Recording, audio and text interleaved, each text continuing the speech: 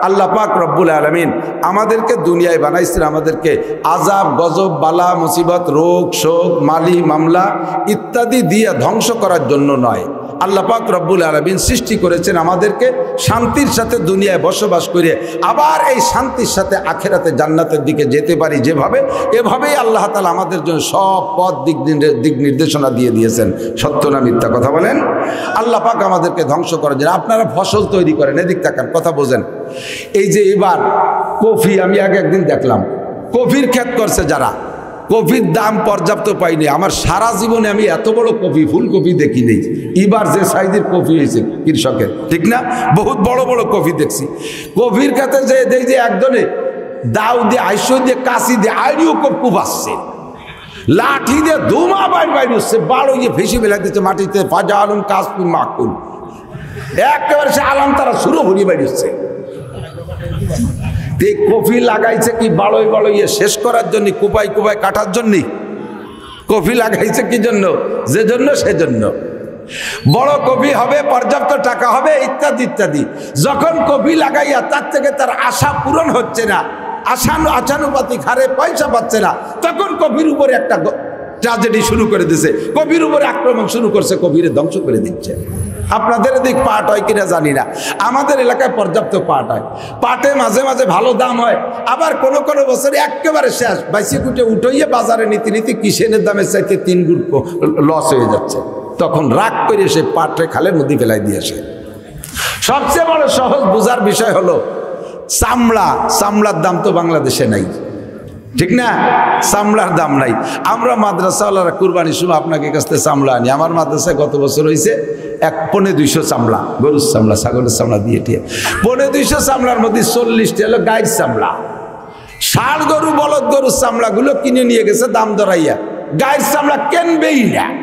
আমি বললাম না করো, ফিরি নাও, কেন তাও নেব না। আমি বললাম ফিরি না নাও, কমপক্ষে গাড়ি তৈরি নিয়ে ওই নদীর কিনারে যাবো, ওই জায়গায় একটু ফাঁকি ফেলাই দিয়ে যাও, না তাও পারবো না। শেষমেশ রাজি হয়েছে, কয়তালি দুনিয়া চামড়ার টাকা কম নিতে হবে, এই গাড়ির চামড়া কটা নিয়ে নদীতে ফেলাই দিতে, দুনিয়া চামড়ার টাকা ফিরিয়ে দিতে হবে। রাগ করে কইলাম চামড়া একটাও বেচবো না, যা নদীতেই ফেলাই দেবো। যেই চামড়া আজ থেকে 17-18 বছর আগে একটা চামড়া বিক্রি করছে 2800, 2900, 3200 টাকা। আর এই সব জিনিসের দাম বাড়ে, চামড়ার দাম এরকম পচাই দিল, এ সাঁতা ব্যাস বই নেয়া মাটি খুঁজে কয়বার খুঁজে ফুটে দিয়ে দিছি। কেন এত দামি জিনিসটা কেন পুতলাম? কেন দামি জিনিসটা মাটিতে পানিতে ফেলাই দিলাম? ওর থেকে আমার যা আশা ছিল তা আমি পাচ্ছি না। কথা কন, মোটা টাকা পাবো তাই পাচ্ছি না। ফসল করলাম তাতে পয়সা পাই না, দিলাম বেড়াইয়া। পেঁয়াজের দাম নাই, দাও পচাই দাও, যা পাড়ায় পুড়ে গিয়ে গর্ত বন্ধ করি, এ পেঁয়াজ আর বেচবো না। তার থেকে যা আশা ছিল তা পাইলাম না, ফসলের থেকে যা আশা ছিল তা পাইলাম না, কাজেই তার উপরে আমি গজব শুরু করে দিছি। আল্লাহ পাক রব্বুল আলামিন বলেন, হে দুনিয়ার মানুষ, আমি তোমাদেরকে গজব দিয়ে মারার জন্য বানাই নাই। সিডার দিয়ে মারবো, সুনামি দিয়ে মারবো, টন্ডের দিয়ে মারবো, নার্গিস দিয়ে মারবো, আইলা দিয়ে মারবো, আমপান দিয়ে মারবো, বুলবুল দিয়ে মারবো, ফানি দিয়ে মারবো, দানা দিয়ে মারবো, করোনা দিয়ে মারবো, ডায়াবেটিস দিয়ে মারবো, স্ট্রোক করে মারবো, আর বাইতে খুনোখুনি লাগায় মারবো, রাজনৈতিক দলে দলে যুদ্ধ লাগাই দিয়ে একে অপর এক দল আর এক দলকে মারবো, এদেশ ওদেশের সাথে গঞ্জাম লাগাইয়া আগ্নেয়াস্ত্র দিয়া বোমাবাজি করে ধ্বংস করে দেব। এজন্যই তোমাদেরকে আমি বানাই নাই, তোমাদেরকে বানাইছি জাগতিক সব সুখ শান্তি দিয়া, সমস্ত আসবাব দিয়ে বানাইছি, তোমরা আরামাইশের সাথে থাকবা। কিন্তু এই সমস্ত আযাব গজব বালা মুসিবত তোমাদের উপর কেন দেই? এই কথা আল্লাহ পাক রব্বুল আলামিন নিজেই জবাব দেয়। জহরাল ফাসাদু ফিল বাররি ওয়াল বাহরি বিমা কাসাবাত আইদিন নাস। জলে আর স্থলে যত আযাব আর গজব আর বালা মুসিবত দেখো, এ সবগুলো তোমাদের হাতের কামাই। আমি আল্লাহ তোমাদের থেকে যে আশা করে সৃষ্টি করেছি, আমার সে আশা তোমরা পূরণ করতেছো না। এই জন্যই তোমাদের কর্মফল খারাপ হওয়ার কারণে তোমাদের উপরে এই জাতীয় আযাব গজব দিয়ে ধ্বংস করে দেয়। ঠিক কিনা? আল্লাহু আকবার। আমার দিক তাকান। জহরাল ফাসাদু ফিল বাররি ওয়াল বাহরি বিমা কাসাবাত আইদিন নাস। মাথায় মাথায় হাজার হাজার ঘটনা আছে। কিতাবুল ফিতান, বুখারী শরীফ কিতাবুল ফিতান, মিশকাত শরীফ কিতাবুল ফিতান, এই সমস্ত বড় বড় শিরোনাম দিয়ে নবী হাজার হাজার আলোচনা করেছেন উম্মতের কোন কোন কারণে ক্ষুধার গজব হবে। আমি একবার জিজ্ঞেস করছি আবহাওয়াবিদ অফিসাররে যে ভাইজান আপনারা তো অ্যাডভান্স খবর দেন, সিডার আসতেছে, সুনামি আসতেছে, ঘূর্ণিঝড় আসতেছে, কোন দিক থেকে আসে? কয় দক্ষিণ দিকে আসে। কোন দিক থেকে আসে? সব ঝড় তুফান এদিক থেকে আসে না, সাগরের মধ্যে তৈরি হয়। অ্যাডভান্স সিগন্যাল দেয়, এই যে চলে আসছে, আর মাত্র 600 কিলোমিটার আছে, আর মাত্র 500, আর মাত্র 400, এতক্ষণ 3, এখন সিগন্যাল 4, এখন 5, সন্ধ্যের আগে 6, রাত 9টার মধ্যে 9, এরপরে 10, এরপরে রাডারে ধরতেছে না, গতি যায় না। তো এগুলো আসে তৈরি হয় কোন জায়গা? কয় সাগরের মধ্যে। কেন হয় এই সিডার সুনামি ঘূর্ণিঝড়? কেন হয় সাগরের ভিতরে? উন্ডা বলে, উন্ডা কেন জবাব দেয়, এগুলো হলো সাগরের জলবায়ু উত্তপ্ত হয়ে পাকের সৃষ্টি হয়, সেই পাকে ঘূর্ণিঝড় আর এইগুলো এক একটা নাম আমরা দেই, এগুলো তৈরি হওয়ার ভিতরে। তা এগুলো তৈরি হয়ে এদিক আসে কে? কথা কন। পানির গতি ওই দিক যায়, সারা দুনিয়ার সমস্ত পানি দক্ষিণ দিক যায়, তো ওইগুলো পাকাইয়ে নিচের দিক চলে যাবে, আমাকে দিক আসে কে? উপর দিকে আছে মানুষ মারে কে? এই গাছপালা ভাঙ্গে কে? ঘরবাড়ি ভাঙ্গে কেন? তা তো করতে পারি না, সেটা আমি করতে পারি। সেটার কারণ হলো বিমা কাসাবাত আইদিন নাস। সমস্ত এই ঝামেলাগুলো, বড় বড় টর্নেডোগুলো আসে সাগরের থেকে। সারা পৃথিবীর সমস্ত নোংরা পার্টি, পর্যটন পার্টি, এদের পর্যটনের সবচাইতে বড় কেন্দ্র হলো সমুদ্র সৈকত। সমস্ত সাগরের পাড় দিয়ে বসে বসে এর ভিতরে আনন্দ করে। যারা গেছেন তারা জানেন, যারা না গেছেন তারা শোনেন। আমার তো পিরাই যা লাগে, আপনারা যান পয়সা খরচ করিয়া, আমারে বস্তা ভরে পয়সা খরচ করে নিয়ে এর পকেট করে বাড়ি ভাটায় দেয়। কাজে আমার জাতি আর গায়ে বাঁধে না, বিমান ভাড়া দিয়ে নিয়ে যায় ওই কক্সবাজার, কুয়াকাটা আলাদা টাকা দিয়ে নেয়, সব জানি। ও জায়গা বসে বসে এই যত পর্যটকরা যায়, দুজন বসে বসে সুরো ফাতে মস্ক করে না, তা কি সুরো এখলাস, নামাজের 13 ফরজ মুখস্থ করে, হজুর ফরজ মুখস্থ করে। নামাজ ভাঙ্গার কারণ বসে বসে দুজনে তসবি টেপে আর দুনিয়ার আকাম কুকাম করতে তালে থাকে। কথা কন ঠিক কি ঠিক না? এই স্বর গুলোরে নাপাক করে ফেলায়। এই স্বরের মাঝে মাঝে এমন নাপাক হয়, স্বরের গোসল ফরজ হয়ে যায়। এই জন্য আল্লাহ পাক সাগরের থেকে 10 হাত 20 হাত পানি উঠে স্বরকে ধুয়ে সাফ করে। বিমা কাসাবাত আইদিন নাস। অন্যায়গুলো কি কি একটু শুনে নেন। নবী পাক বলেন, যখন উম্মতে 15 প্রকার অন্যায় করবে তখন তাদের উপরে গজব আসবে। গজবের সিরিয়াল কেমন? 1 নম্বরে হুজুর বলেন রিহান হামরা, তখন মানুষের উপরে গরম বাতাস প্রবাহিত হবে। প্রথম গজব হলো গরম বাতাস আসবে। এবছর শীতকাল চলে গেল, যেভাবে তো দেখতেছেন পৌষ মাঘ মাসে, তাই মানুষের চাদর গায়ে দেওয়া লাগে না, বাড়ি ল্যাপ গায়ে দিলে শেষ রাতের রাত অর্ধেকের পরে গরম হয়ে যায়, ল্যাপ সরাইতে একটা পাতলা খেতা গায়ে দিচ্ছে। গরম যে কিভাবে কি পরিমাণ শুরু হবে আল্লাহই জানে।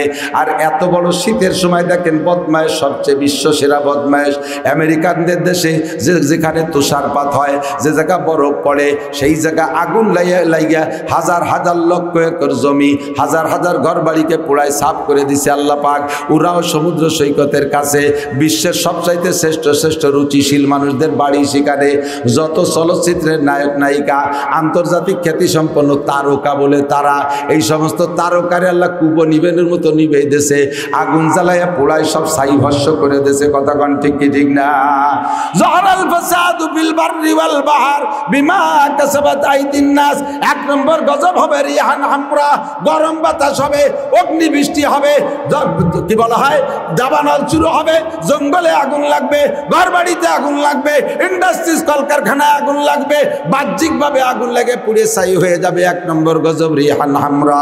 2 নম্বরে জালজালা, যেখানে সেখানে ভূমিকম্প হবে, যেখানে সেখানে ভূমিকম্প হবে, জালজালা ভূমিকম্প, ভূধস, মাসকান, মানুষের চেহারা পরিবর্তন হয়ে যাবে, মানুষের চেহারা মানুষের মতো থাকবে না, শিয়াল কুত্তর মতো চেহারা হবে, বাহ্যিকভাবে চেহারা পাল্টে যাবে, অথবা সুরতান মানুষ থাকবে কিন্তু চারিত্রিকভাবে শুয়োরের মতো চরিত্র হবে, কুত্তর মতো চরিত্র হবে, বান্দরের মতো চরিত্র হবে, পশু মার্কা মানুষ হয়ে যাবে। মাসকান ওয়া কাযফা, মানুষের উপরে পাথর বর্ষণ, শিলা বর্ষণ হবে, এমনভাবে তারা আর কোনো আশ্রয় খুঁজে পাবে না। জালজালাতান ওয়া মাসকান ওয়া কাযফা। এরপরে হুজুর বলেন ওয়া আয়াতিন তাতাবাউকা নিজামিন কুতিয়া সিলকু ফাতাতাবা। এরপরে হুজুর বলেন একটা তসবির সুতো কেটে দিলে, তসবির সুতো কেটে দিলে, এই যে তসবি এর নিচেতে যদি সুতো কেটে দেই, দানাগুলো একের পর এক নির্বাধায় পড়তে তালে থাকে, একটাও বাধা ছাড়া পড়তে তালে থাকে। হুজুর বলেন তোমাদের অন্যায়ের কারণে এত আযাব গজব আসবে, তসবির সুতো কেটে দিলে দানা যেমন পড়ে একের পর এক আসতে থাকবে, একের পর এক আসতে থাকবে।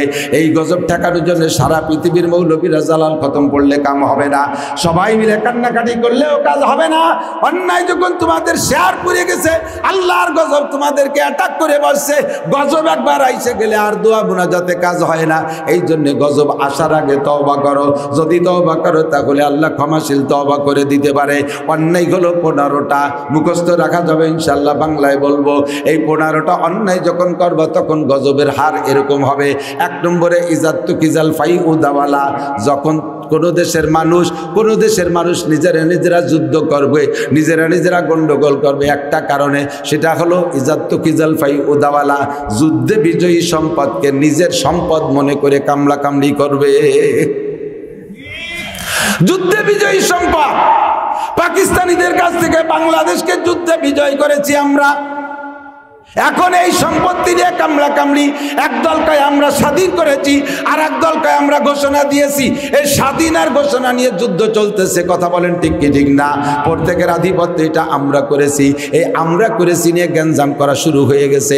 এখন সব গ্যাঞ্জামের মূলে যে দাঁড়াইছে ওইটা আমরা সাধারণ পাবলিক, আমাদের বিপদের শেষ নাই। নেতায় গ্যাঞ্জাম করে, অশান্তি সব সাধারণ পাবলিকের। আমাদের এলাকায় একটা প্রবাদ আছে, কয় পাটাপুতোর গ্যাঞ্জাম, মরিচ পেঁয়াজের জান শেষ। পাটাপুতো চেনে, নুড়া কয় মনে আপনাদের এদিক না? ওই যে শিল দিয়ে মশলা বাটে, শিলনোড়ার গন্ডগোল, মাঝখানে রসুন পেঁয়াজের জান শেষ। দুই দলের নেতার গ্যাঞ্জাম, মাঝখানে আমরা সাধারণ পাবলিকরা মরি। উনরা কিন্তু ভালোই আছে, সুখী আছে, কেউ বিদেশে যে আরামে আছে, কেউ এই দেশে এক নেতা আর এক নেতার আশ্রয় নিয়ে আছে। নিজেরা আভ্যন্তরীণ সম্পর্ক রাইকা তারা দালান কুটায় আছে, টাকা পয়সা জমা করছে। আরও 100 বছর ওদের দেশে অভাব থাকে, তবুও তাদের কোনো ক্ষতি নাই। আমাদের 12টা বাইজে যাইতেছে। 1 নম্বরে ইজাত্তু কিজাল ফাই ওদাওয়ালা, যুদ্ধে বিজয়ী সম্পদকে নিজের সম্পদ মনে করে কামলা কামড়ি করবে। ওয়াল আমানাতু মাগনামা, 2 নম্বরে হলো যার কাছে যেখানে যে আমানত দেবে ওইটাকে নিজের সম্পদ মনে করে যুদ্ধে বিজয়ী সম্পদের মতো খরচ করতে তালে থাকবে। মেম্বারের কাছে ওয়ার্ল্ডের আমানত, যত্রতত্র খরচ করে, ইচ্ছা মতো খরচ করে। নিজে খাইয়ে থাকলে জনগণকে দেয়, না থাকলে না দেয়। নিজের পেট যতক্ষণ না ভরে অতক্ষণ পর্যন্ত কেউরে দেয় না। লাস্টের বার মেম্বার হতি যে 3 বার আগে ফেল করছে, শেষবার মেম্বার হতি যে শ্বশুর বাড়িতে 2টা গরু চুরিয়ে বেছে তাই দিয়ে পোস্টার ছাপাইয়া তারপরে মেম্বার হয়েছে। হঠাৎ করে আঙ্গুল ফুলে কলা গাছ যাইয়ে খুলনা শহরের ভিতরে ধারে ধারে থানাটা কই ফেলতে গেছিলাম, তাহলে না মনে করলো যে আমাকে নিজেকে মেম্বারের কথাই করছে। আল্লাহু আকবার। হঠাৎ করে মেম্বারের বাড়ি খুলনা 0 পয়েন্টের কাছে, তহসিল অফিসের মাত্র একজন পিয়ন, তারও খুলনায় 7 তলা বাড়ি, আঙ্গুল ফুলে কলা গাছ, কথাকার ঠিক কি ঠিক না? ওয়ালা আমানাতু মাগনামা, আরে যার কাছে যে আমানত, ওয়ার্ডের আমানত মেম্বার মেরে দেয়, ইউনিয়নের আমানত চেয়ারম্যান খেয়ে ফেলে, উপজেলার আমানত উপজেলা চেয়ারম্যান খেয়ে ফেলে, আরে সিটের আমানত এমপি খেয়ে ফেলে, মন্ত্রী খেয়ে ফেলে, মন্ত্রণালয়ের আমানত, স্কুলের আমানত ক্যাশিয়ার খেয়ে ফেলে, হেড স্যার খেয়ে ফেলে, সভাপতি সেক্রেটারি খেয়ে ফেলে, কলেজের আমানত তারা খেয়ে ফেলে, আরে বিশ্ববিদ্যালয়ের আমানত একদল খেয়ে ফেলে, মসজিদের আমানত ক্যাশিয়ার খেয়ে ফেলে। ক্যাশিয়ারের কাছে টাকা জমা আছে, এবার কাজ করার জন্য সবাই মিলে মিটিং করে পরামর্শ করে বলছে আগামী এই কয়েকদিনের মধ্যে টাকা জমা দেবেন, আমরা এই পাশে দিলে অজুখানা বানাবো। ক্যাশিয়ার কয় যে দিব, আমার একটু সময় দিতে হবে। কেন ক্যাশের টাকা ক্যাশে থাকবে, তোমার এবার সময় দেবো কেন? কয় যে কম হতেছে, কয় সেই টাকা যে আমার ছেলেরে মুসলমানই দিছি, কিছুদিন সময় দিতে হবে। ক্যাশের টাকা দিয়ে দোকানের পুঁজি বানায়, ক্যাশের টাকা দিয়ে মাইয়ে বিয়ে দেয়। মসজিদের আমানতের ক্যাশের টাকা দিয়ে মাইয়ে বিয়ে দিবি, ও মাইয়ের বিয়ে টেকবে না, ও গপাগপ তালাক খাবে, যতবার বিয়ে দিবি অতবার তালাক খাবে। ছেলের মুসলমানই দিবি, মুসলমানও বারবারই দিও ঠেয়াতে পারবি না, ও মুসলমানিও টেকবে না। যাতে হাত দিবি তাতে আগুন লাগবে, দোকানে আগুন লেগে পুরে ছাই হয়ে যাবে, নিজে বিয়ে করবি, বৌতি ধরে ইস্তেফা দিয়ে আর এক বিটার সাথে চলে যাবে। আল্লাহর আমানত, মসজিদের আমানতের সাথে খেয়ানত করেছো, যার কাছে যে আমানত, রাত গভীর হয়ে গেছে, বেশি চাবানো যাবে না, মাথায় মাথায় বলে চলে যাই ওয়াল আমানাতু মাগনামা, যার কাছে যেখানে যে আমানত আছে আমানতগুলো মেরে দেওয়ার কারণে এই ক্ষুধার গজব দুনিয়ার উপরে এসে পড়তেছে। দাইয়ে ভাই আমাদের কাছে আসে, হুজুর একটু দোয়া করেন। আমরা দোয়া করি, আল্লাহকে কোনো কাম হবে না, দোয়ার দিন শেষ, দোয়ার দিন শেষ, আমাদের দোয়া কাজে লাগতেছে না। লাস্টে আমাদের পরে অভিযোগ করে, না সেই হুজুর নাই। কোন হুজুর? কাগের হুজুর কাঁসার বদায় হুদে তো তলা খুলিয়ে বার হয়ে যেত। আরে এখন হুজুর ও প্লাস্টিকের বদনাও প্লাস্টিক, কাঁচার বদনাই তো নাই। সব জায়গা কোনো জায়গায় কাঁসার বদনা আছে? কোন বাড়ি কাঁসার বদনা নাই, সব বাড়ি প্লাস্টিকের বদনা। যে বদনাও প্লাস্টিকের, হুজুরও প্লাস্টিকের, সেই হুজুর নাই। হ্যাঁ, আমি সেই হুজুর দেব, আমি সেই হুজুর, আমি সেই হুজুর ইনশাআল্লাহ। কাঁসার বদনায় ফু দেব, যদি তলা না খুলে জীবনে আর জায়গা আসবো না। তবে বদনাটা কাঁসার দেন, কাঁসার একটা বদনা দেন, বদনাই তো কাঁসার নাই। প্রত্যেকের হালাল রুজি তল্লাশি করলে কোনো না কোনো ভাবে হারাম আপনার পেটের মধ্যে ঢুকে আছে। পরিবারের ভিতরে হারাম, আপনার মধ্যে হারাম, পোশাকে হারাম, টুপিতে হারাম, প্যান্টে হারাম, লুঙ্গিতে হারাম, চাদরে হারাম, ঘরে হারাম, খাবারে হারাম, সব জায়গায় হারাম খাইয়া আপনার বদনাটাই তো প্লাস্টিকের বানাইছেন, ফু দেব কোন জায়গা? কতক্ষণ? আমানাতু মাগনামা, 2 নম্বর অন্যায় যখন আমানতরে গনিমত মনে করবা। 3 নম্বরে যাকাতু মাগরামা, উম্মতের জনগণের টাকা হবে, কিন্তু জাকাতের পরামর্শ যদি দেই, ভাই জাকাত দেন, 40 ভাগের 1 ভাগ জাকাত দিতে হবে। আমরা যখন জাকাতে রস করি সেই সময় মনে করে এই যে কালেকশন করবে, চল যাই চলে যাই, আমি কালেকশন করবো না, কালেকশন হয়ে গেছে। মনে রাখেন, জাকাতরে যখন জরিমানা মনে করবেন, এই জাকাত হুজুর আমার টাকা আমি কামাই করছি, এখান থেকে আমি কারে আবার টাকা দিতে যাবো, এইগুলি জাকাতের পরামর্শ দিলে জরিমানা মনে করে। আল্লাহ নবী বলেন, জাকাত তোমার উপরে ফরজ। বুনিয়াল ইসলামু আলা খামসিন, শাহাদাতি আল্লা ইলাহা ইল্লাল্লাহ ইলা আখিরিল হাদিস। হুজুর বলেন, ইসলামের ভিত্তি 5টা, তার ভিতরে একটা জাকাত। আল্লাহ তোমার সম্পদ দিয়েছে, জমিনে যে ফসল হবে তারও ওসর দেওয়া, এটা ফসলের জাকাত। আমাদের হানাফি মাযহাবের মাসালা হলো, এদিক লক্ষ্য করেন, জমিনে যদি আপনার 1 কেজি ধান হয়, তারও 20 ভাগের 1 ভাগ, 40 ভাগের 1 ভাগ গরিবের হক তারে দিতে হবে। যদি 1 কেজিও হয়, এটা হলো ফসলের ওসর। আর নগদ টাকা, নগদ সোনা দানার জাকাতের পরিমাণ হলো 7.5 ভরি স্বর্ণ অথবা 52.5 ভরি রূপা পরিমাণ। টাকা বা নগদ টাকা বা রূপা বা স্বর্ণ যদি আপনার কাছে থাকে, বছরের শেষে 40 ভাগের 1 ভাগ জাকাত দিতে হবে। এইভাবে যদি বাংলাদেশের সমস্ত পয়সাওয়ালারা যাদের এই পরিমাণ আছে, তারা যদি জাকাত দিত, তাহলে আমার মোহতারাম সাহেব হুজুর আজকে করে দাঁড়ায় দাঁড়ায় কাঁদতো না যে আগামীকাল সকালবেলা ছেলেদের বোর্ডিংয়ে কি খাওয়াবো, 1 বস্তা চাউল আমার বোর্ডিংয়ে নাই। এইটা হুজুরের বলা লাগতো না। বাংলাদেশে হাজার হাজার কোটি টাকার মালিক, তারা এই টাকা রাখবে কোথায়, জায়গা পাইতেছে না। নিজেদের এখন ব্যাংকে রাখা বন্ধ হয়ে গেছে, নিজেদের আলাদা করে, আলাদা ভিন্নভাবে আলাদা বিল্ডিং মানে তার মধ্যে টাকা রাখা শুরু হয়ে গেছে। ব্যাংকে হিসাব বন্ধ করে দিয়েছে, বিদেশে টাকা নিয়ে যাইতেছে। 40 ভাগের 1 ভাগ যদি জাকাত দিত, খোদার কসম বাংলাদেশে BRAC, ADAMS, Caritas, BR DB, Swanirvar, Jagorani চক্র, আশা পরিষেবা, গ্রামীণ ব্যাংক ওয়ালাদের কাছ থেকে এদেশের গরিবরা কোনো লোন নেওয়া লাগতো না, গরিবরা কোনো লোন নেওয়া লাগতো না, ভিক্ষুকার খয়রাইতে থাকতো না। জাকাতের টাকায় সমস্ত গরিব মানুষ স্বাবলম্বী হয়ে যেত। ওয়াযাকাতু মাগরামা, জাকাতকে যখন জরিমানা মনে করা শুরু করবে। 4 নম্বরে দিন, একটু বুঝতে হবে। 4 নম্বর হলো যখন মানুষ দ্বীনি ইলম শিক্ষা করাকে ভিক্ষার বিদ্যা বলে মনে করবে। মাদ্রাসায় পড়া খয়রাইতে বিদ্যা, ছেলে মেয়ে যেটা মেধাবী সেটারে মাদ্রাসায় পড়াবে না। আমাদের পাম্পট্টি, খুব তো পাম্পট্টি দিয়ে যে দেখেন একটা ছেলের মাদ্রাসায় পড়ান, কিয়ামতের ময়দানে আপনাকে নূরের পাগড়ি পরানো হবে মতির মেম্বারে। আচ্ছা, তা দিবানি, তা একটা দিবানি, তা দিতি কুন্ডা যেটা আটা দেয় রাস্তায় দিয়ে চলে যায় খালের মধ্যে, চায় দক্ষিণ দিক, এর দক্ষিণ দিক, সে দেহে উত্তর দিক, টেরা টেরা। জন্ম অন্ধ, জন্মের পরে মা বাপের চেহারাও দেখে নাই, সেই ডেরে পাঠায় যে যাও তুমি 30 পারা মুখস্থ দিয়ে আসবে। সকালাটা আলহামদুলিল্লাহ ভর্তি পারে না, অন্ধটারে হটাইছে 30 পারা মুখস্থ। আছে না অন্ধ হবে, আছে না? যত ভেংলো কুজো ফাঁসায় গোস্ত নাই, গলা চূর্ণ, পেট মুটা, মাথা সাইকেলে সিটির মতো 3 কুড়া, বগলে বাদ বাদে আটা লাগে, 12 মাস কাল নাক দিয়ে শিয়েন পরে, প্যান পরে, দাঁত 3 মাড়িতে আইলু যাইল, তুমি হক্কাটি হুজুর হইয়া আসো। স্কুলে যাচ্ছে যেটা দেখতে শুনতে ভালো, স্কুলে যাচ্ছে এত ভাজিলের ভাজিল, প্রাইমারি স্যাররা 3 দিন বাড় হয়েছে খেজুরির বাটি দিয়ে। প্রাইভেট মাস্টার একটারও মারতি বাদ দেয়নি। এই পাগলাটারে কয় তো এইটারে উজুর বানাই দাও, দিয়ে গেছে মাদ্রাসায়, দিয়ার সাথে সাথে বলাই চলে গেছে। এরপরে বাইন দিয়ে শিকলে কোনো স্কুল কলেজ কোনো জায়গার ছাত্রদেরকে সিএলজি বান্ধা দেখছেন, মাদ্রাসায় এসে দেখবে যে সিএলজি বান্ধা ছাত্র আছে, এমন খাটি এক কাঠের সাথে প্যারাক বেড়ে শিকল দিয়ে 16 হাত শিকল দিয়ে বান্ধে তুইছে। আমি যে মাদ্রাসায় পড়ছি তারাইল পুকুরে পড়াইছি, ওই মাদ্রাসায় একটা ছাত্র ছিল, নাম তার সালাউদ্দিন। ও এই আকাম করে, পরে ওর মা বাপ ওরে ধরছে, মানে খরগোশ ধরার মতো জাল পাইতে ধরছে, দইলিয়া খাটির সাথে শিকল দিয়ে বাইন দিয়ে মাদ্রাসায় নিয়ে এসে আইনি মোহতান সাহেব হুজুরি রুমি রাখে, আমিও হুজুরি রুমি থাকি। তো মাদ্রাসার সবার কাজ, এর মধ্যেই ওই সালাউদ্দিন ও তোর ছাড়িয়ে দিলি তো সবার কাজ আর সবাই করে, ও করে না। আমার একটু জ্বর, আমি রয়েছি শুয়ে, ওই খাইটিয়ে পাইতে ভাষার নিচে দিয়ে বারান্দায় বসে রয়েছে। তো বাইরের পাবলিক একজন মাদ্রাসার মধ্যে ঢুকছে, ঢুকে দেয় যে খাইটির পর বসা শিকল পায়।